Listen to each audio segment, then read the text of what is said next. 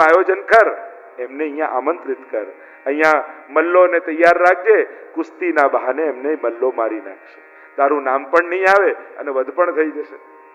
અને નારદજીની આ સલાહ બહુ ગમી. કઈ સલાહ? મૃત્યુને આમંત્રણ આપીને બોલાવો. અરે મૃત્યુને કોણ મારી શકવાનું? ભાગવત એક વસ્તુ શીખવાડે છે, મૃત્યુને મારી શકાતું નથી, મૃત્યુને કેવલ સુધારી શકાય છે. જેણે જેણે મૃત્યુને મારવાની કોશિશ કરી એ બધા મર્યા, અને જેણે મૃત્યુને સુધારવાની કોશિશ કરી એ બધા તર્યા. કંસે મારવાની કોશિશ કરી તો કંસ મર્યો, પરીક્ષિતે મૃત્યુને મારવાની કોશિશ ન કરી. અગાઉથી બંનેને સમાચાર હતા, 7મા દિવસે મૃત્યુ થશે, પરીક્ષિતને સમાચાર છે, કંસને સમાચાર છે 8મો ગર્ભકાળ થશે. કંસે મારવાની કોશિશ કરી તો મરી ગયો. પરીક્ષિતે મૃત્યુને મારવાનો પ્રયાસ ન કર્યો, સુધારવાનો પ્રયાસ કર્યો તો તરી ગયા છે. અહીંયા થયું કે કોણ લેવા જાય, અને પસંદગી ઉતરી અક્રૂરજી પર, અને અક્રૂરજીને તો આખી રાતની ઊંઘ જતી રહી. અરે મારા કયા એવા પુણ્યો હશે કે પ્રભુને પધરાવવાની સેવા મળી. જો જ્યારે પણ આયોજન હોય ને તમને કોઈ સેવા મળે ને, તો સેવાને પણ જોખવા ન બેસતા. આને તો ભીતરની સેવા, અમને તો બહારની સેવા, આને તો સ્ટેજની સેવા, અમને તો વ્યવસ્થાની સેવા. સેવાને આગળની, પાછળની, અંદરની, બહારની, નાની, મોટી આવા વિશેષણો જોડી સેવા શબ્દનું અપમાન ક્યારે ના કરતા. સેવા એ સેવા જ છે. સેવા શબ્દ પોતાનામાં પૂર્ણ છે, એને કોઈ વિશેષણની જરૂર નથી. તમે કેટલા પણ ભગવાનની નજીક ઉભા રહ્યા, પણ કોણ જાણે ભગવાન પાછળથી આવીને કૃપા કરવાની શરૂઆત કરે. આપણને ભગવાન પાસે આગળ જતા આવડે છે, પણ ભગવાનની નિકટ જતા નથી આવડતું. ચારને ધક્કા મારી આગળ આવી શકાય, પણ ભગવાનથી કેટલા દૂર થઈ ગયા એ તો આપણને ખબર ન પડી, કારણ કે કેટલાને જ મારી દીધું આપણે. એટલે આગળ આવવાની કળા ન શીખતા, નિકટ પહોંચવાની કળા શીખજો કે પ્રભુની નિકટતા કેમ મેળવાય. આ જો આવડી ગયું તો છેલ્લા ઉભા રહેશો ને તો પહેલા નજર ઠાકોરજીની તમારા પર પડશે. એટલે ક્યાં ઉભા છો એ ન જોતા, સેવામાં ઉભા છો. લાઈનમાં પણ ઉભા રહો, લાઈન કરાવવા તો એટલા ભાવથી ઉભા રહો કે મને ઠાકોરજી મળશે ને તો આ લાઈનમાં જ મળશે, મને ઠાકોરજી મળશે તો આ બુહારી કાઢવાની સેવા છે તો અહીંયા જ ક્યાંક મળશે. જ્યાં ઉભા છો ત્યાંથી ભાવથી કરશો તો ઠાકોરજી ત્યાં મળવા આવશે. પણ ઉભા અહીંયા છો, મન ત્યાં છે, લો સ્ટેજ પર બધા પોતીજી ત્યાં જવા મળે તો મજા, એમ કરીને બહાર ઉભા રહીને મન સ્ટેજ પર રહે તો ન સ્ટેજ ના રહેશો ન બહાર ના રહેશો. જ્યાં સેવામાં છો ત્યાં રહો. સેવા નાની કે મોટી નથી હોતી, સેવાનો ભાવ મોટો હોવો જોઈએ તો એ નાની પણ મોટી બની જાય. એને મોટી માનીને કરશો તો એ બધી સેવાઓ મોટી બની જશે. પણ આ તો નાની સેવા, સેવાને નાની માની તો એ આપમેળે નાનું બની જશે. તો જે મળ્યું એને મોટું માનીને કરો તો આપમેળે મોટાઈ થઈ જશે. તો અક્રૂરજીની ઊંઘ જતી રહી કે પ્રભુને પધરાવવાની સેવા મને મળી, તો લાવ પ્રભુને પધરાવવા કાલે સવારે હું જાઉં. રથને તૈયાર કર્યો, આખી રાત નીંદ નથી આવી, સવારે તૈયાર થઈ, રથની લગામ ખેંચી, ગડગડ ગડગડ કરતા. રથ તો ધીમો જાય છે, મનોરથો વધારે ઉતાવળા જાય છે. અરે ત્યાં પ્રભુ કેવા લાગતા હશે, મને શું કહીને બોલાવશે, શું કરતા હશે પ્રભુ. કેટલા મનોરથો મનમાં છે. સંધ્યાકાળનો સમય છે, પ્રવેશ કર્યો અક્રૂરજીએ, અને અહીંયા ઘણી બધી ચર્ચાઓ છે. પ્રભુ મળ્યા છે, રાત્રિના ભોજન કરવા બિરાજ્યા છે, અને કહ્યું કે હું પ્રભુને પધરાવવા આવ્યો છું. પ્રભુ તો પ્રસન્ન થઈ ગયા. હા, ઘણા દિવસથી અમને પણ મથુરા નગરી જોવાની બહુ ઈચ્છા છે. બાબા હું જાઉં? હા ભલે જાઓ, વહેલા આવી જજો. બધાની હા પડી. યશોદાજીએ મુખ ફેરવી દીધું. મૈયાને મનાવવા ઠાકોરજી જાણે છે બહુ કઠિન છે. માં હું મથુરા જાઉં? અરે બેટા તું ભોજન કરવા લે, હજી માખણ વધારે આવે. વાત ફેરવી છે. માં હું મથુરા જાઉં? અરે આ તારું સરખું તો કર, પીતાંબર કેમ આડું અવળું ચાલે, પહેર્યું છે. વાત ફેરવતા જાય. માનો પાલવ પકડીને કહ્યું, માં હું શું કહું છું, હું મથુરા જાઉં? અને જ્યાં ચહેરો ફેરવ્યો યશોદાજીની આંખોમાંથી દડ દડ દડ દડ અશ્રુ. લાલન એક રાત્રિ પણ તને અલગ નથી રાખ્યો, પણ માં હું વહેલો આવી જઈશ.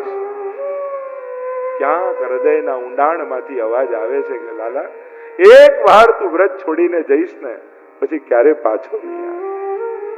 માં હું તને સોગંદ દાખાવું છું, વચન આપું છું કે હું પાછો આવીશ, મને જવા દે, નહીં તો તું મારું મરેલું મોઢું જોઈશ. મુખ પર હાથ રાખ્યો, લાલન આવું ન બોલીશ, જા વહેલો પાછો આવશે. બારે મને હા પાડી છે અને અહીંયા તો સવારના સમાચાર બધે વ્રજમંડળમાં પહોંચી ગયા. કૃષ્ણ વ્રત છોડીને મથુરા જઈ રહ્યા છે. ગોપીઓના ટોળા નંદાલયમાં આવી ગયા, રથની આગળ સુઈ ગયા. પ્રભુ બધાને મનાવે, બધાને સમજાવે, હું જલ્દી પાછો આવીશ, જવા દો. રથ પર બિરાજ્યા છે. અક્રૂરજી રથની લગામ ખેંચી, અરે આ કોણે આનું નામ અક્રૂર રાખ્યું? આ તો ક્રૂર છે, આનાથી કઠોર બીજો કોણ હોય? અમારા પ્રાણને લઈ જઈ રહ્યો છે. અનેકવિધ પ્રકારની ચર્ચાઓ છે. પ્રભુનો રથ આવ્યો છે અહીંયા કુબજાને અને કહ્યું મારા ઘરે પધરામણી કરો, અમારે તો નગર જોવા જવું છે.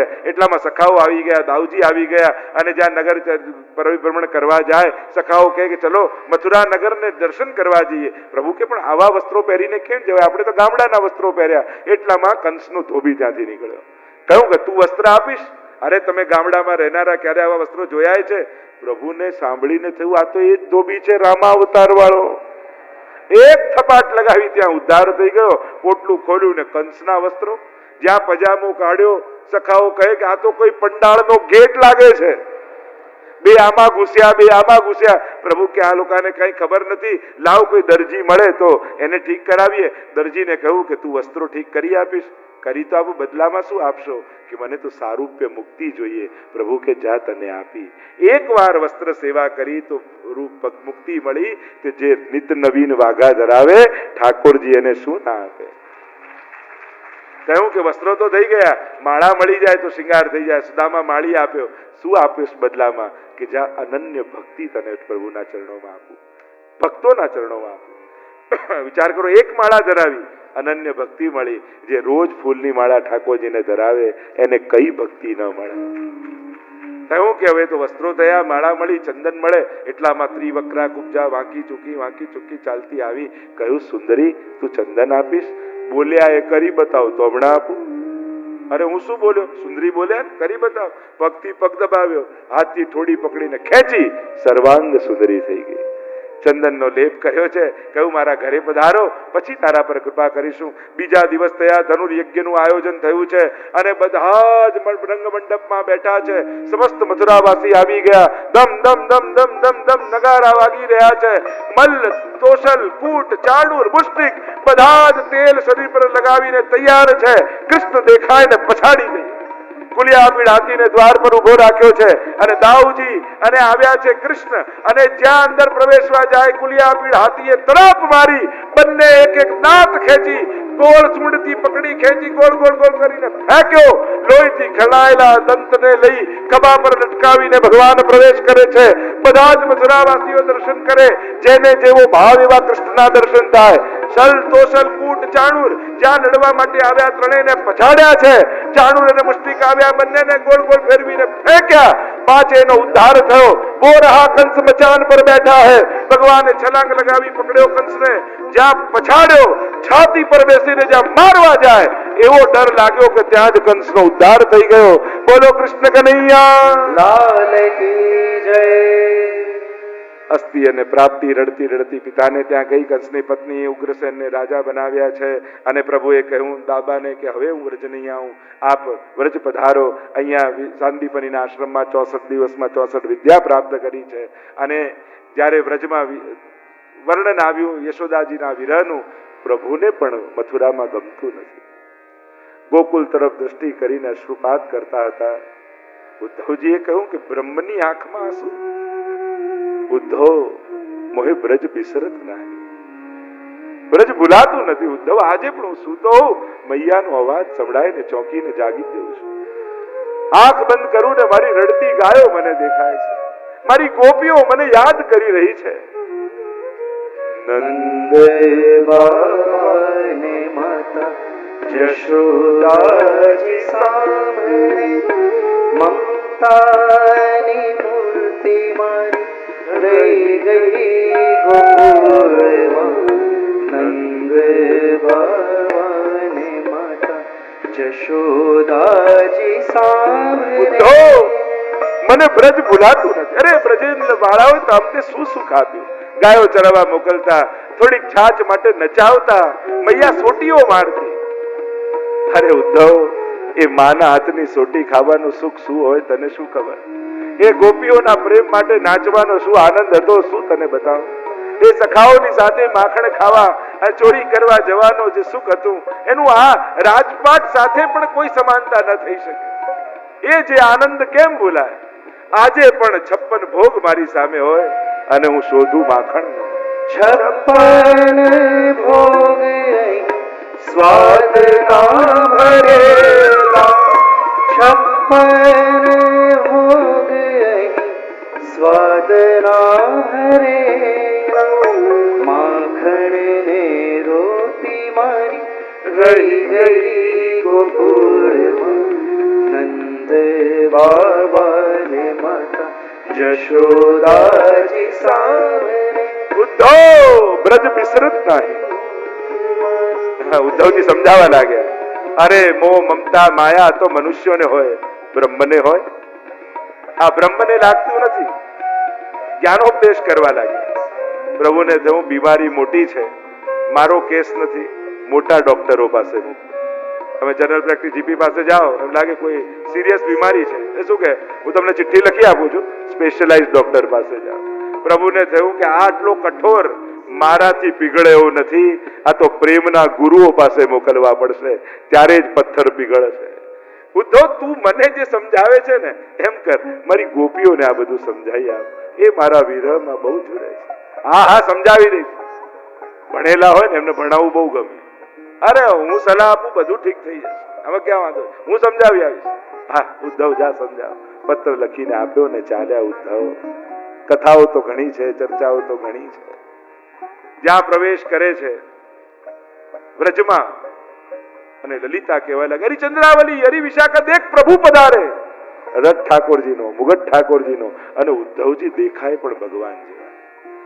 ભગવાનના પાર્ષદો હોય ને એ આબેહૂબ ભગવાન જેવા હોય. એને કોઈ પ્રભુ આવી ગયા, એક ક્ષણ એવું લાગ્યું, અરે બધી ગોપીઓ દોડી. ઉદ્ધવજી ઉતર્યા, ચાલ્યા, ત્યારે લાગ્યું કે આ બીજું કોઈ છે. ઉભા રહો, કોઈ બહેરૂપિયો લાગે છે. એટલામાં એક ભમરો ગુનગુન ગુનગુન ગુનગુન ગુનગુન ગુનગુન કરતો બધા આગળ આજુબાજુ ફરવા લાગ્યો.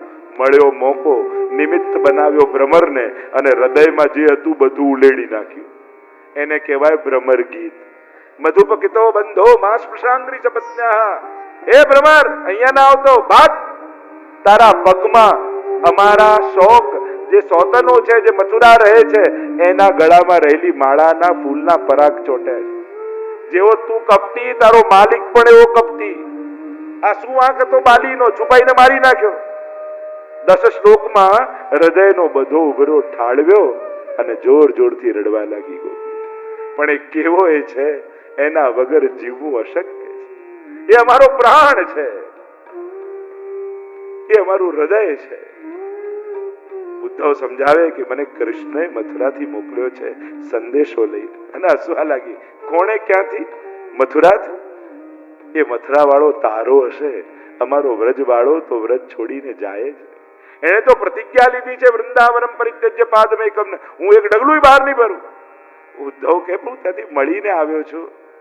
અરે અમારો કૃષ્ણ જો સંધ્યાકાળ થઈ, હમણાં ગાયોને લઈને વનમાંથી ગોકુળ આવશે. તો કે આ બધી પાગલ થઈ ગઈ લાગે છે. અરે જો તો ખરા, તું હમણાં વેણું સંભળાશે. જ્યાં ગોપી એટલું બોલીને દૂરથી વેણુના સ્વર સંભળાવા લાગ્યા. કાન ઊંચા થઈ ગયા ઉદ્ધવના. અરે આ વેણુ કોઈ ગોવાળીઓ વગાડતો હશે. અરે દેખ ઉદ્ધવ, હમણાં નંદ બાબાની મોટી મોટી ધોળી ગાયો, જેના ગળામાં સોનાની ઘંટડીઓ બાંધી છે, ટન ટન ટન કરતા રણકાર સંભળાશે. અને એટલામાં તો મોટી મોટી શ્વેત ગાયો ટન ટન ટન ટન અવાજ કરતી ગાયોના ટોળા આવવા લાગ્યા. ઉદ્ધવ જોજે, હમણાં ગાયો હટશે, ધૂળની દમડીઓ ખસશે, અને અમારો શ્યામ સુંદર વેણુ વગાડતો દેખાશે. ગાયો હટી, ધૂળની દમડીઓ બેસી, અને એટલામાં શ્યામ સુંદર વેણુ નાદ કરતા કરતા દેખાયા. આંખો ફાટી રહી ગઈ. અરે હું કોઈ સ્વપ્ન જોઉં છું કે આ કૃષ્ણ કોઈ જુદો છે, કે ગોપીઓના પ્રેમમાં એવી તાકાત છે કે હું તો ભગવાન હોય ત્યાં મસ્તક ઝુકાવા જાઉં. ગોપીઓના પ્રેમની તાકાત એ છે કે જ્યાં આંગળી ચીંધે ત્યાં પરમાત્માએ પ્રગટ થઈ જવું પડે. પ્રભુમાં એ તાકાત નથી કે આની વાણીને ઉથાપી શકે. પ્રેમના રંગે એવા રંગાયા. રાધાજી બેઠા છે. કહ્યું કે છેલ્લે રાધાજીને મળીને જાય. કહ્યું રાધા ક્યાં છે? એ વૃક્ષની નીચે બેઠી છે, આંખો બંધ કરી. સામે આવ્યા. ઉદ્ધવજી કહેવા લાગ્યા, હે રાધાજુ, આપને પ્રભુ બહુ યાદ કરે છે. મને કહ્યું છે સંદેશો આપવાનો. પ્રભુ મથુરા છે. રાધાજીએ ધીમે રહીને કહ્યું, ઉદ્ધવ, મારી આંખ સામે જો. અને ધીમે રહીને જ્યાં નેત્રો ખોલ્યા, બંને કીકીઓની મધ્યમાં કૃષ્ણના દર્શન થયા. ઉદ્ધવને થયું કે રાધા અને કૃષ્ણ બે જુદા નામ છે, રાધામાં જ કૃષ્ણ સમાયેલા છે. વંદન કર્યા છે સાષ્ટાંગ. ઉતાવળે મથુરા આવ્યા ને થયું કૃષ્ણને સમજાવું ને ગોકુળ મોકલું. અહીંયા શું દાટ્યું છે મથુરામાં? અરે પ્રેમ કરનારા તો ગોકુળમાં રહે છે. અને પ્રભુ પીતાંબર ઓઢી સભામાં એકલા સુવર્ણના સિંહાસન પર બિરાજ્યા છે. ઉદ્ધવ આવ્યા, અરે પ્રભુ અહીંયા શું કરો છો? પ્રેમ કરનારા તો ગોકુળ છે, જાઓ, આપની પ્રતીક્ષા આપની રાધા કરી રહી છે. પ્રભુએ કહ્યું, ઉદ્ધવ મારી સામે જો. ઉદ્ધવે જોયું અને જ્યાં પીતાંબર ખોલ્યું, રૂવાડે રાધાજીના દર્શન થઈ ગયા. ઉદ્ધવ અને સમજાયું આ બે જુદા કહેવાય છે. રાધાના રોમ રોમમાં કૃષ્ણ છે અને કૃષ્ણના રોમ રોમમાં રાધા. અદ્વૈત અને અભેદત્વના દર્શન થયા છે. આ કથાઓ છે ભાગવત. અનેક પ્રકારની અન્ય કથાઓ છે. અહીંયા 17 વાર ચઢાઈ કરી છે. કાલ યવન આવ્યો 18મી વાર જરાસંઘની સાથે અને રણ છોડીને ભાગ્યા. રણછોડ આવ્યા દ્વારિકા અને દ્વારિકા વિશ્વકર્માજીને કહ્યું કે સ્વર્ણની દ્વારિકાનું નિર્માણ કરો. સુંદર દ્વારિકાનું નિર્માણ કર્યું છે.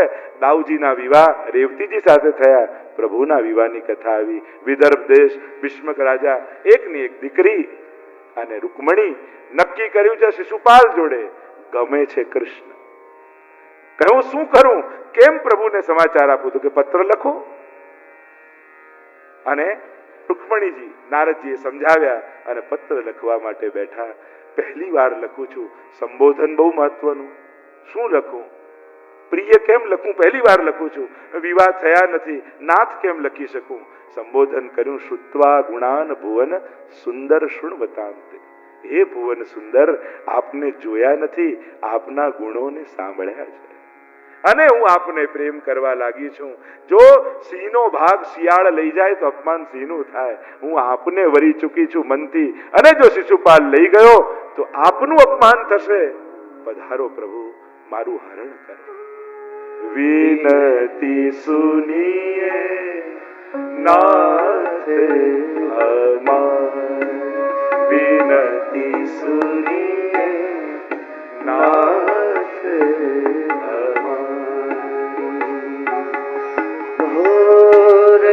હૃદયેશ્વરી હરિ હૃદય વિહારી. હૃદયેશ્વરી હરિ હૃદય વિહારી.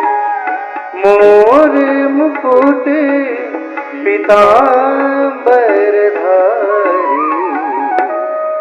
વિનતી સુનીએ નાથ અમાર.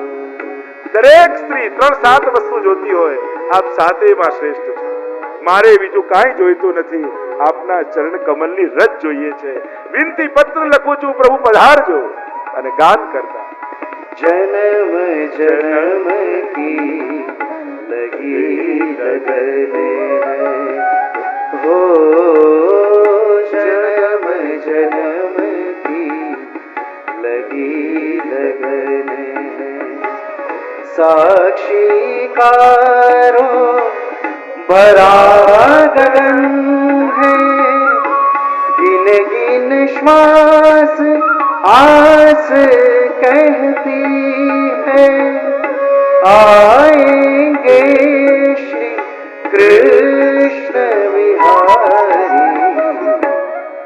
विनती सुनिए नाथ રથ લઈને આવી ગયા.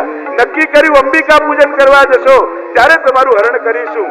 વૃક્ષની પાછળ લગામ પકડીને ઉભા છે અને થાળી પૂજનની કરી પગથિયા એક એક મંદિરના ઉતરતા છેલ્લા પગથિયે જ્યાં રૂક્ષ્મણીજી આવ્યા, રથની લગામ ખેંચીને ગડગડ ગડગડ કરતો રથ ભાગ્યો. છેલ્લા પગથિયે આવેલા રૂક્ષ્મણીજીને હાથ લાંબો કર્યો પરમાત્માએ. રૂક્ષ્મણીએ હાથમાં હાથ મૂક્યો, પ્રભુએ હાથ ખેંચ્યો. બોલો રૂક્ષ્મણી ભગવાન કી જય, જોડી સરકાર કી જય. આ જે કથા સાંભળી એના દર્શન હવે આપણે કરીશું. મનોરથી પરિવારને કહીશ મુખ્ય દ્વાર પાસે જાય અને પ્રભુના વિવાહમાં બેઠા છો તો કોઈ ઉતાવળ કરતા નહીં. તમે કેટલા નજીકના છો અને કેટલા દૂરના ભગવાનથી એ ક્યારે ખબર, લગ્નમાં ક્યારે ખબર પડે? જે પહેલો વ્યવસ્થામાં આવી જાય લગ્નમાં અને છેલ્લો જાય એ એકદમ નજીકનો, અને જે ખાલી મોઢું બતાવવા આવે એ બધા સગા અને નજીક રહે એ બધા વાલા. તો હવે તમે સગા છો કે વાલા એ તમારે નક્કી કરવા. તો સંક્ષિપ્તમાં જ છે, પ્રભુને પધરાવીને જુગલ જોડીને પધરાવીશું, ભાગવતજી આગળ પધરાવીશું અને પછી ભાગવતજીની આરતી કરી અને ત્યારબાદ કથાને વિરામ આપીશું. તો અહીંયાથી વરઘોડાના ધોળ ગવાશે પ્રભુના વિવાહના. તમે બેઠા બેઠા તાળીઓ વગાડજો, આનંદ કરજો. એવું મેં સાંભળ્યું છે કે પ્રભુના